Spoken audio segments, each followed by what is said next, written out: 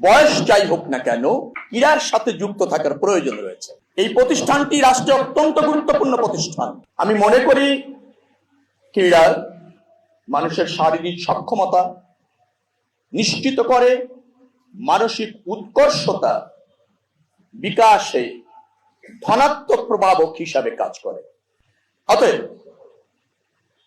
বয়স যাই হোক না কেন, অনুশীলন থাকুক আর না থাকুক, ক্রীড়ার সাথে যুক্ত থাকার প্রয়োজন রয়েছে।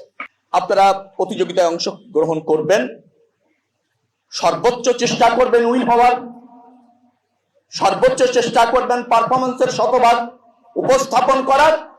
জয় পরাজয় মেনে নিয়ে নিশ্চয়ই আমরা এই ক্রীড়া প্রতিযোগিতাকে উপভোগ্য এবং নিজের সক্ষমতার জানান দেওয়ার কাজে ব্যবহার করব নিশ্চয়ই। আমি আশা করি প্রতিযোগিতা যারা বিজয়ী হবেন তারা উৎফুল্ল থাকবেন, যারা পরাজিত হবেন তারা পরাজয় মেনে নিয়ে আগামীতে বিজয়ী হওয়ার জন্য আরো বেশি তৎপর থাকবেন। বিভাগগুলির উপস্থিতি জানান দিবে।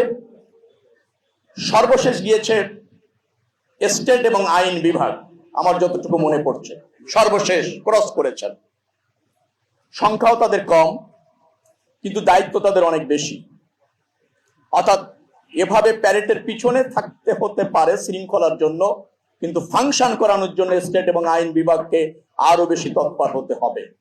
যারা বিজয়ী হবেন নিশ্চয়ই শুধু ক্রীড়ায় বিজয়ী হবেন না, পারফরমেন্সে বিজয়ী হবেন।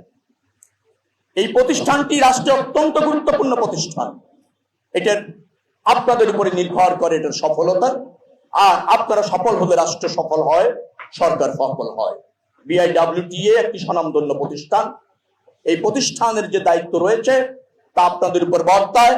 আপনাদের যে সমস্ত সিনিয়র অফিসাররা আমার পাশে আছেন তাদের সার্বিক নির্দেশনা এবং আপনাদের সহযোগিতার মাধ্যমে সরকার এই প্রতিষ্ঠানকে আরো কার্যকর, আরো লাভজনক, আরো রাষ্ট্রবান্ধব করতে চায়। আমি আপনাদের সার্বঙ্গিক সফলতা এবং মঙ্গল কামনা করে আজকের এই ক্রীড়া প্রতিযোগিতার শুভ উদ্বোধন ঘোষণা করছি।